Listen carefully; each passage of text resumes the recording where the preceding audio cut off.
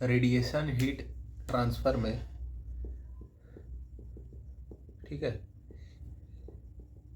एक बड़ा ही important concept होता है, ठीक है, कि जैसे सपोज करो कि यहाँ पे आग जल रहा है हमारा, ठीक है, ये फायर है, यहाँ पे कोई there is a person who is standing like this, ठीक है, and he is the feeling the energy via radiation, इसको गर्मी का अनुभव हो रहा है, ठीक है। वही एक दूसरा व्यक्ति है जो यहाँ पर लेट गया है, क्या जो दोनों को गर्मी का जो आभास होगा वो सेम होगा क्या? तो कतई नहीं सेम होगा। इस पर्सन को, इस इंसान को, he will feel more energy because here geometry also matters. Geometry of the body receiving the radiation or geometry of the body from which radiation is emitted is also playing a very crucial role here, ठीक है। तो that is why कि जो हम लोग यहाँ पर लिखते हैं रेडिएशन हीट ट्रांसफ़र, जो हमारा स्टीफन बोल्ट्जमैन लॉ है, sigma B into T to the power 4 into area, अगर ये ब्लैक बॉडी है तो, नहीं तो अदरवाइज हम लोग एक एमिसिविटी का टर्म मल्टीप्लाई करते हैं। अभी हम लोग जो बात कर रहे हैं वो ब्लैक बॉडीज़ का बात कर रहे हैं, ठीक है, तो एमिसिविटी वगैरह कुछ नहीं आएगा। तो ये जो रेडिएशन हीट ट्रांसफ़र है इसमें कहीं भी कोई ज्योमेट्री का चीज़ नहीं आ रहा है। इस रेडिएशन हीट ट्रांसफ़र के अकॉर्डिंग जो heat energy the person is feeling in this configuration, the same heat energy will receive by this person, but actually that is not the reality. Actual heat transfer क्या होगा, we have to multiply by a factor that is responsible for the geometry or orientation and that factor is called shape factor, ठीक है। अगर suppose करें ये body 1 है, ये body 2 है, तो अभी हम लोग हीट ट्रांसफ़र किस बॉडी से किस बॉडी की ओर देख रहे हैं, 1 to 2, ठीक है। एक्चुअल, ये क्या था हमारा थ्योरेटिकल, ठीक है। तो यहाँ पर हमारा क्या आएगा, F12, this F12 is nothing shape factor और geometry factor and view factor, ठीक है। एक्चुअल में क्या हो रहा है कि ये जो बॉडी 1 है वो एमिट तो इतना ही हीट करेगा, ठीक है, लेकिन सामने वाला जो बॉडी है वो रिसीव इतना हीट करेगा, ठीक है। तो shape factor is nothing but the ratio of the heat which is received by the body to the heat which is emitted by the body, Q1 से 2 डिवाइडेड बाई Q1 और Qij divided by Qi, where I is the body, receiving body, and J is the body to which the heat is being received. Emitting body is I, J is the receiving body. तो ये हो गया हमारा shape factor, configuration factor, view factor, कई नाम है इसके, ठीक है। अब इसका थोड़ा सा हम लोग और एनालिसिस करते हैं। अब मान लो कि हमारे पास एक ऐसा एक इनक्लोज़र है, ठीक है, कुछ इस तरह का हमारा एक इनक्लोज़र है, 4 सरफेस से इनक्लोज है ये, ठीक है, सरफेस 1 2 3 4, ठीक। हर वह बॉडी जो 0 केल्विन के तापमान से ऊपर है वो अपना कुछ रेडिएशन इमिट करेगा। अगर हम बॉडी 1 का बात करें तो बॉडी 1 से कुछ हीट एनर्जी बॉडी 4 को मिलेगा एमिट होकर, कुछ 3 को मिलेगा, कुछ 2 को मिलेगा और कुछ 1 को भी मिलेगा, क्योंकि इसका कॉन्फ़िगरेशन कुछ इस तरह का है, ठीक है। तो यहाँ से हीट एनर्जी जो निकल के इस बॉडी को भी तो स्ट्राइक करेगा।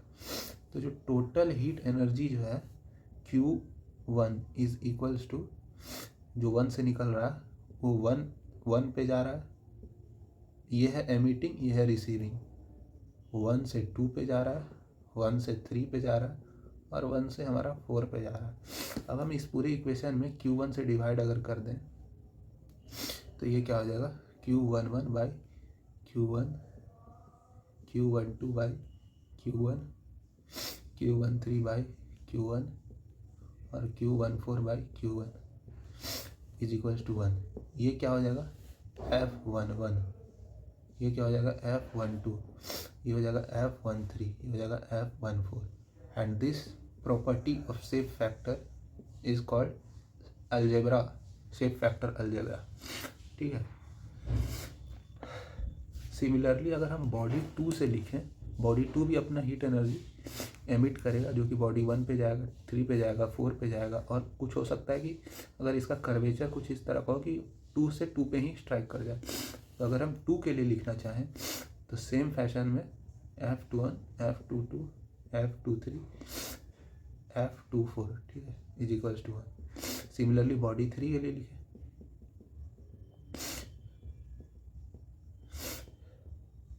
ठीक है। फाइनली बॉडी 4 के लिए, ये तो तब का कहानी था जब हमारा जो इनक्लोजर था, जो सरफेस था, वो 4 सरफेस से इनक्लोज था। अगर डायमेंशंस ज़्यादा होंगे तो हमको इसको रिप्रेजेंट करने के लिए हम इतना बार बार लिखेंगे थोड़ी, हम मैट्रिक्स का यूज़ लेंगे, ठीक है। तो मैट्रिक्स के फॉर्म में शेप फैक्टर को लिखने का तरीका है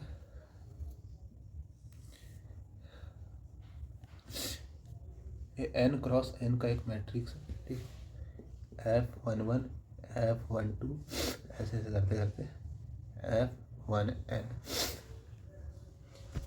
ये हम n क्रॉस n का मैट्रिक्स है जिसमें नंबर ऑफ एलिमेंट्स n² है, ठीक है। अच्छा, ठीक है, यहाँ तक। तो एक और थ्योरम है जिसे कहते हैं रेसिप्रोसिटी थ्योरम।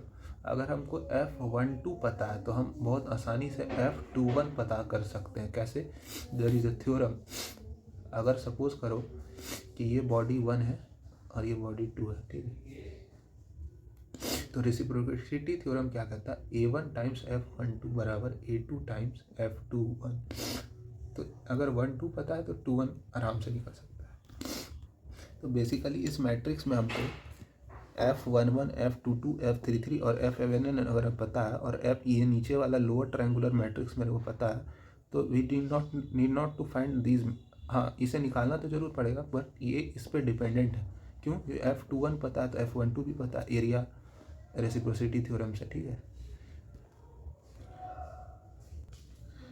अगर मेरे पास, अब देखो, डिफरेंट ज्योमेट्री के लिए शेप फैक्टर क्या होगा। मेरा फ्लैट सरफेस है, ठीक, तो ठीक है, और यहाँ पे कोई सेकंड सरफेस है, ठीक है, कोई भी सेकंड आर्बिट्री हमारा है, ठीक है।